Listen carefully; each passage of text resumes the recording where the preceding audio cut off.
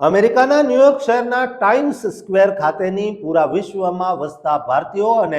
આપણા ગરવી ગુજરાતીઓનું ગૌરવ સાતમા આસમાને પહોંચાડે તેવા બહુ જ મોટા સમાચાર સામે આવ્યા છે, જે સમાચાર જાણીને આખી દુનિયામાં ભારતની પ્રાચીન સંસ્કૃતિ અને વિરાસતનો ડંકો વાગી ગયો છે। આંતરરાષ્ટ્રીય યોગ દિવસના ભવ્ય અવસરે અમેરિકાના શહેર ન્યુયોર્કના વિશ્વ પ્રસિદ્ધ ટાઈમ્સ સ્ક્વેરમાં શનિવારના રોજ એક સાથે 12,000થી વધુ લોકોએ યોગાસન કરીને એક નવો જ કીર્તિમાન રચી દીધો છે। દુનિયાના સૌથી વ્યસ્ત ચોક પૈકી એક ગણાતી આ જગ્યાએ અલગ અલગ દેશો, જ્ઞાતિઓ અને અસંખ્ય આંતરરાષ્ટ્રીય સમાજના લોકો માત્ર શાંતિ અને સકારાત્મક ઉર્જા મેળવવા માટે એકઠા થયા હતા। ચાલુ વર્ષે આ ભવ્ય આંતરરાષ્ટ્રીય યોગ દિવસ સમારોહના મુખ્ય આકર્ષણ અને હાર્દ સમાન બેંગલુરુ સ્થિત પ્રખ્યાત એસ વ્યાસા યુનિવર્સિટીના અધ્યક્ષ અને વડાપ્રધાન નરેન્દ્ર મોદીના પરમ યોગ ગુરુ ડોક્ટર HR નાગેન્દ્ર રહ્યા હતા।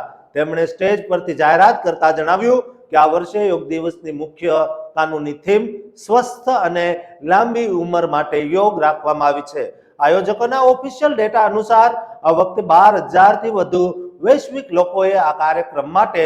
ઓનલાઈન સત્તાવાર રજીસ્ટ્રેશન કરાવ્યું હતું અને સહભાગીઓએ પોતાનો અદ્ભુત અનુભવ શેર કરતા કહ્યું કે ટાઈમ્સ સ્ક્વેર જેવી અતિશય ભીડભાડ અને કલશોર વાળી જગ્યાએ યોગ કરવો એ એક જાદુઈ અને અનોખો અનુભવ છે, જે સાબિત કરે છે કે બહાર ગમે તેટલી ભાગદોડ હોય પણ યોગની મદદથી મનની અંદર અદ્ભુત શાંતિ અને સ્થિરતા પ્રાપ્ત કરી શકાય છે। આ ભવ્ય દિવસના ઇતિહાસની વાત કરીએ તો સંયુક્ત રાષ્ટ્ર એટલે કે UN દ્વારા વર્ષ 2014માં ભારતના વડાપ્રધાન નરેન્દ્ર મોદીના સત્તાવાર પ્રસ્તાવ પર 21 જૂનને આંતરરાષ્ટ્રીય યોગ દિવસ તરીકે જાહેર કરાયો હતો અને ત્યારથી લઈને આજ દિન સુધી દુનિયાના 190થી વધુ દેશોમાં દર વર્ષે બહુ જ મોટા પાયે આ દિવસની ઉજવણી થાય છે। આ ખાસ અવસરે ન્યુયોર્કમાં આવેલા ભારતીય દૂતાવાસ એટલે કે ઇન્ડિયન કોન્સ્યુલેટમાં પણ યોગ ગુરુ HR નાગેન્દ્રના નેતૃત્વમાં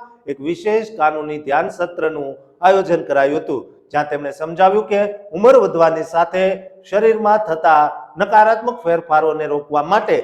વિશેષ પ્રાણાયામ અને યોગ એક અદ્ભુત પ્રાચીન વિજ્ઞાન છે, જે માત્ર શરીરને જ નહીં પણ માણસના મન, પ્રાણ, ભક્તિ અને બુદ્ધિને પણ સાચી દિશા આપે છે। ભારતના કોન્સ્યુલ જનરલ બિનય પ્રધાને ઓફિશિયલ નિવેદન આપતા જણાવ્યું કે અમેરિકાની ધરતી પર યોગની લોકપ્રિયતા અને ક્રેઝ બહુ જ પ્રચંડ રીતે વધી રહ્યો છે, જેનો અસલી પુરાવો ત્યાંના સેન્ટરોમાં વધતી લોકોની ભાગીદારી છે। જ્યારે ઉત્તર અમેરિકા રાજસ્થાન એસોસિએશન એટલે કે રાણાના પ્રમુખ પ્રેમ ભંડારીએ આ વૈશ્વિક શરૂઆત બદલ વડાપ્રધાન નરેન્દ્ર મોદીનો આભાર માન્યો હતો। પ્રેમ ભંડારી છેલ્લા એક દાયકાથી સંયુક્ત રાષ્ટ્રના મુખ્ય મથક અને અમેરિકી સંસદ પરિસર કેપિટલ હિલ જેવા અતિ પ્રતિષ્ઠિત અને સત્તાવાર સ્થળોએ પણ આવા ભવ્ય પ્રોગ્રામો સફળતાપૂર્વક ઓર્ગેનાઇઝ કરી રહ્યા છે। આ આખા કિસ્સામાં સૌથી મોટું અને રોમાંચક સસ્પેન્સ એ છે કે વર્ષ 2003માં 21 જૂનના દિવસે ટાઈમ્સ સ્ક્વેરમાં આ યોગ કાર્યક્રમની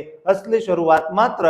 3 લોકો સાથે જ થઈ હતી। તે નાનો છોડવો આજે 12,000 લોકોના વિશાળ વટવૃક્ષમાં બદલાઈ ગયો છે, જ્યાં આખો દિવસ 7 સાવ મફત અને ઓપન સત્રો ચલાવાય છે। આ મોટો કાર્યક્રમ ઇન્ડિયન કોન્સ્યુલેટ અને રાણા એસોસિએશનના સંયુક્ત સહયોગથી યોજાયો હતો, જેમાં અમેરિકાના ટોચના શિક્ષણવિદો, ઉદ્યોગ જગતના પ્રતિનિધિઓ અને ભારતીય અમેરિકન સમાજ ઉપરાંત સંયુક્ત આરબ અમીરાત, સર્બિયા, નેપાળ, રોમાનિયા અને મલેશિયાના હાઈ પ્રોફાઇલ રાજદ્વારીઓ અને ઓફિશિયલ પ્રતિનિધિઓ પણ હાજર રહ્યા હતા, જે સાંસ્કૃતિક સંબંધોને મજબૂત કરવાનું મોટું કામ કરે છે। દોસ્તો, ભારતીય સંસ્કૃતિને અને વિશ્વ ગુરુ તરફ ભારત જે આગળ વધી રહ્યું છે તેના વિડીયોને દરેક ભારતીય, દરેક ગુજરાતી સાથે શેર કરજો, દરેક NRI સાથે શેર કરજો અને આ ચેનલને સબસ્ક્રાઇબ કરવાનું ચૂકતા નહીં।